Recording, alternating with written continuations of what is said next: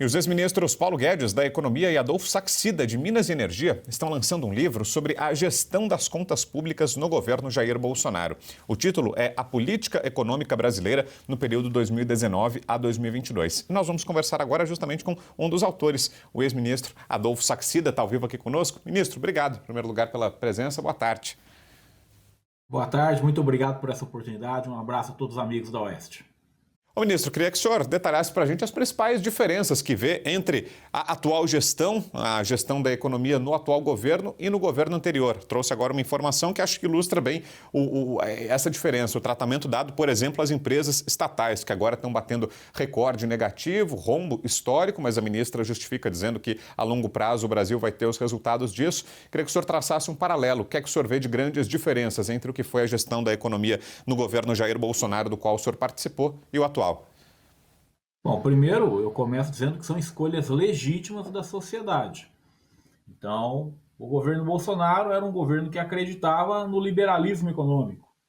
Então, o setor privado era o grande impulsionador do crescimento econômico. Então, quando você coloca o setor privado à frente, o que você faz?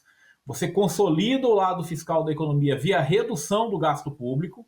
Reduzindo o gasto público, você abate dívida pública, ou seja, você alivia as contas das gerações futuras, você reduz tributos, ou seja, facilita a vida de todo brasileiro, e depois você fortalece programas sociais ajudando os mais pobres. Foi isso que nós fizemos.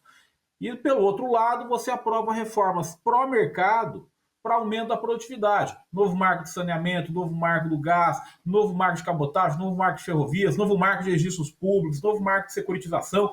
Ou seja, uma série de medidas para melhorar a segurança jurídica, fortalecer a previsibilidade e aumentar o retorno do investimento. Então, foi isso que nós fizemos.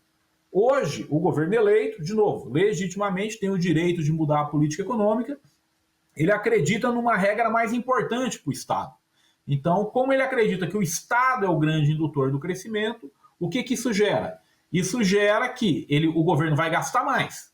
Quando ele gasta mais, ele vai ser obrigado a tributar mais.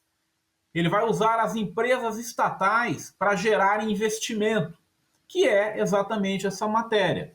Então, eu acho que a ministra está apenas pontuando o seguinte, olha, as estatais estão investindo muito. Essa política pode dar certo, claro que pode, você tem exemplos no mundo onde isso já deu certo, e pode dar muito errado também. Por exemplo, quando você compara aí o resultado do que aconteceu no Brasil em 2015 e 2016, aquilo foi a consequência de uma série grande de você investir de maneira inadequada alguns recursos, um problema que em economia é conhecido como má alocação de recursos. Ministro, pergunta agora do Bruno Musa, que está aqui conosco na bancada também. Vai lá, Musa. Ministro, como vai? Tudo bem? Obrigado mais uma vez.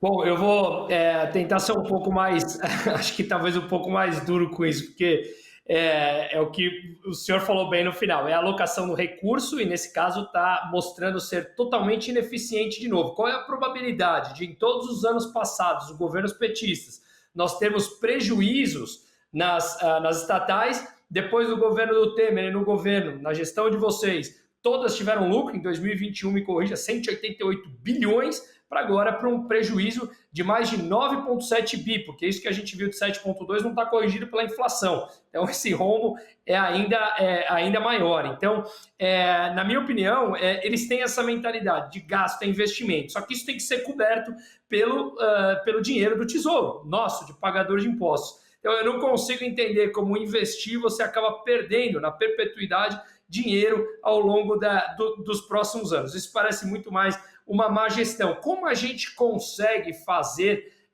que isso gere uma pressão em cima da população para a maioria entender que somos nós que estamos pagando por essa gestão horrível que a gente vê aí no gráfico? Eu acho que basta ir no posto de gasolina abastecer o carro, né?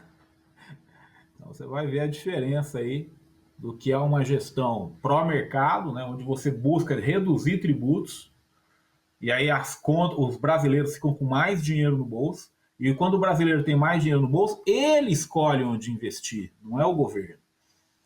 E no modelo atual é o governo que escolhe. Mas, de novo, a gente tem que ser muito honesto aqui, muito direto. Existe, se você pode falar assim, na Noruega deu certo isso. Não vou questionar isso. Você vai encontrar exemplos no mundo onde o Estado investindo deu resultado. Agora, a experiência que eu vi no Brasil foi uma experiência que deu muito errado no passado. Acho, então, que estava na hora de nós tentarmos um modelo um pouco mais pró-mercado e buscando, acima de tudo, o aumento de bem-estar da população brasileira. Eu fui abastecer meu carro em Brasília, cara, R$ 6,24 o litro da gasolina. Graças a Deus, hoje eu posso pagar, mas combustível, energia elétrica são insumos básicos no processo produtivo. Quando aumenta a conta da energia elétrica, aumenta a conta da gasolina, do diesel, tudo mais aumenta na economia também. Então, de novo, são visões diferentes de política econômica.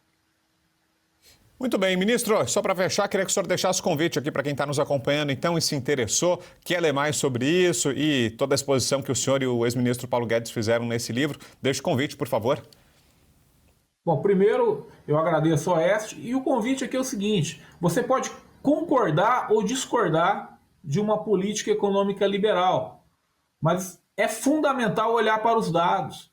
É fundamental olhar que entre 2019 e 2022, o governo reduziu a sua participação no gasto. A dívida pública caiu, teve uma guerra no meio, teve a maior pandemia da história, teve uma crise hídrica e ainda assim, pela primeira vez na história, o Brasil terminou 2022 com uma inflação menor do que nos Estados Unidos e uma taxa de crescimento econômico similar à China. Então, acho que nós deveríamos continuar insistindo numa política econômica de consolidação fiscal via redução do gasto público e aprovar medidas pró-mercado para aumento da produtividade. E, por fim, eu quero fazer um convite a todos. Pelo menos de minha parte, o livro é consagrado a Nossa Senhora de Simbres. Eu acho que vários brasileiros vão para Fátima conhecer a história, visitar o lugar de aparição de Nossa Senhora de Fátima. Poxa, aqui no Brasil, em Simbres, distrito de Pesqueira, em Pernambuco, tem relatos de aparição de Nossa Senhora em 1936 e 37. Então vamos prestigiar a nossa rica e bela história nacional. Muito obrigado, pessoal. Fiquem com Deus.